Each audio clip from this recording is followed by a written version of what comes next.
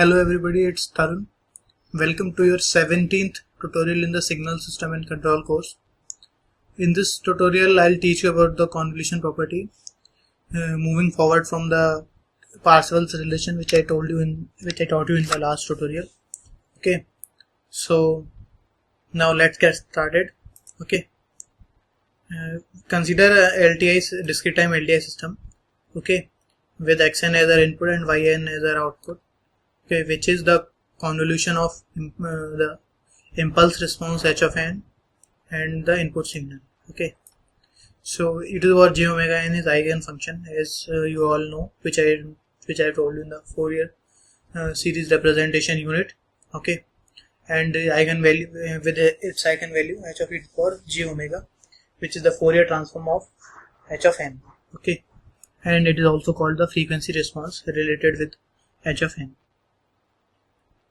So the e to the power j omega n will be h of e to the power j omega into e to the power j omega n, and you can guess with the convolution property which I told you in the continuous time case that y of e to the power j omega will be x of e to the power j omega into h of e to the power j omega. So now let's see the proof of this property. Okay, so y of e to the power j omega is Fourier transform of the convolution sum of x of n and h of n, which is this expression. Okay, which is this expression, and for the Fourier transform, one summation is also there, which is summation n equals to minus infinite to infinite, and it gets multiplied with e to the power minus j omega n. So I can take out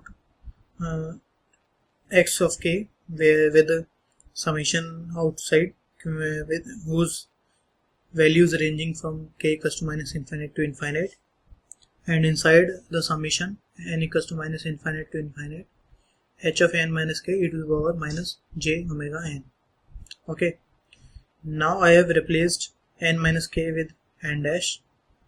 Okay, the limit of summation remains same from the above expression. Okay, the change will be h of n dash e to the power minus j omega n dash plus k. Okay, so I can take out e to the power minus j omega k because it has no relation in this summation. Okay, it has no relation in this summation. So I have taken out x of k e to the power minus j omega k, which is x of e to the power j omega, or the Fourier transform for x of k, and here it is x of n dash into e to the power minus j omega n dash with summation outside, which is the Fourier transform of h of n and h of n dash, and it will be h of e to the power j omega. Okay, so the convolution property states that if your input y of n is h of n convolution x of n, then your Fourier transform of y of n, which is y of e to the power j omega, will be multiplication of h of e to the power j omega and x of e to the power j omega. Okay, and there are some important points to memorize, as there was in continuous time case, that convolution in time domain means that multiplication in frequency domain. Okay, and the frequency response of discrete time LTI system h of e to the power j omega is discrete time Fourier transform of impulse response h of n. Okay, and both the impulse response and the frequency response characterizes the LTI systems. Okay, so we all know that LTI system is Biot stable, which means that summation from minus infinite to infinite, the absolute summation of h of n is less than infinity. Okay, and the discrete time Fourier transform converge. Okay, now let's see some example. The first example is shifted unit impulse as its impulse response. Okay, and h of n is delta of n minus n naught. The frequency response related with this impulse response will be h of e to the power j omega, and you can find out with the help of time shifting property, it will be e to the power minus j omega n naught.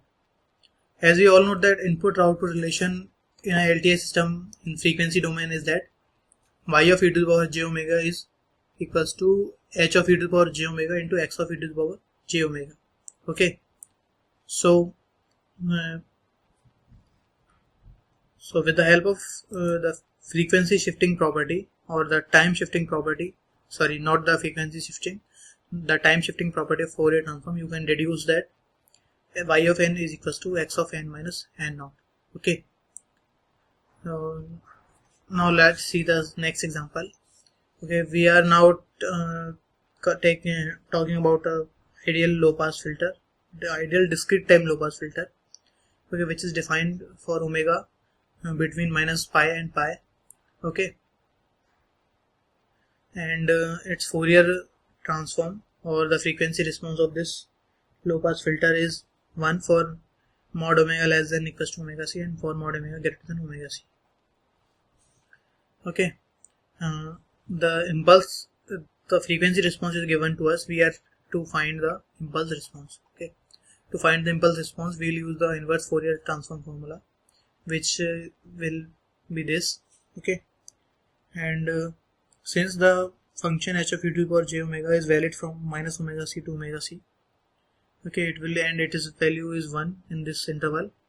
The inverse Fourier transform of h of e to the power j omega or the impulse response h of n is sine omega c n upon pi n.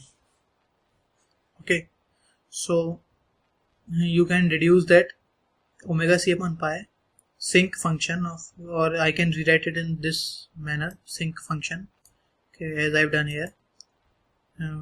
Its Fourier transform is h of e to the power j omega, and which is equals to 1 for mod omega less than or equals to omega c and 0 for mod omega greater than omega c. So again, this is pair of sinc function and rectangular pulse. Okay, and there are certain things to observe in this pair, which are that impulse response h of n is non-causal. Okay, and impulse response h of n is infinite duration, and which shows that or implies that this ideal low pass filter is not realizable. Okay, so as in the continuous time case, now let's see the block diagram for the LTI system and frequency domain relations. Okay, so our input is x of n and we are convoluting it with h of n, then our output is y of n. If I take the Fourier transform of x of n, which is x of e to the power j omega, and Fourier transform of h of n, which is h of e to the power j omega, then their multiplication will give us output y of e to the power j omega, whose Fourier inverse will give us the desired output y of n. Okay, so this is called computational bottleneck of the discrete time Fourier transform. Okay, so now let's see some more examples. The first example here is discrete time LTI system where impulse response is h of n and its value is alpha to the power n u of n, where mod alpha is less than 1, and the input signal is beta to the power n u of n and mod beta is less than 1. So what will be our output y of n? I can find out the Fourier transform for these functions. Okay, so I have found the Fourier transform for h of x of n and h of n respectively, okay, which look like it, and the discrete time Fourier transform of y of n will be multiplication of these two terms. Okay, so now let's find out our desired output y of n by taking the inverse discrete time Fourier transform. Okay, so there are some cases in this expression or question. First one is alpha is not equals to beta. Okay, for this you can rewrite it in with the help of partial fractions, as I told you in the continuous time case. Okay, and I have replaced e to the power minus j omega with v to solve this function easier. Okay, so you can now write this equation with the help of partial fractions like this.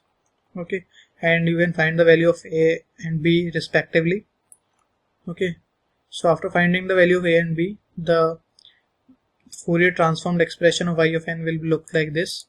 Okay, and this is just wait, this function. Okay, it is the Fourier transform of alpha to the power n un multiplied with alpha. Okay, which you can see here, and similarly it is for beta into beta to the power n un. Okay, so it's again more expanding this equation, you can rewrite it in this form. Okay, so now let's take the second case for which alpha is equals to beta. Okay, we are having y of e to the power j omega as 1 upon 1 minus e to the power minus j omega square. Okay, so you can find this with the help of differentiation property. Okay, in the frequency domain. So this was all in this example. Now let's see second example. Okay, we are considering an ideal low pass filter HLP of e to the power j omega whose cutoff frequency is pi by 4. So now this is the block diagram which gives us the desired output. Okay, we have to deduce the relation between x of n and y of n. So first we are taking the top path. Okay, since minus 1 to the power n is e to the power j pi n, we are first multiplying x of n with e to the power j pi n. So w1 of n will be e to the power j pi n x of n. Okay, and from frequency shifting property, w1 of e to the power j omega will be x of e to the power j omega minus pi. Okay, and with the convolution property, w2n will be HLP e to the power j omega into x e to the power j pi minus omega. Okay, and again with the frequency shifting property, w3 of e to the power j omega is w2 e to the power j omega minus pi. So which will replace omega with omega minus pi in this equation. Okay, and from the periodicity property, the x of e to the power j omega minus 2 pi will become x of e to the power j omega only. Now let's see the lower path. Okay, here it is the only convolution. So w4 of e to the power j omega is HLP e to the power j omega into x of e to the power j omega. So for combining these two paths, we need to add them to get a result, desired result v of n. Okay, with the help of linearity property, I can directly add them. Okay, and the overall frequency response of overall system will look like this. Okay, so the overall system passes both low and high frequencies and stops the frequency between these two pass bands.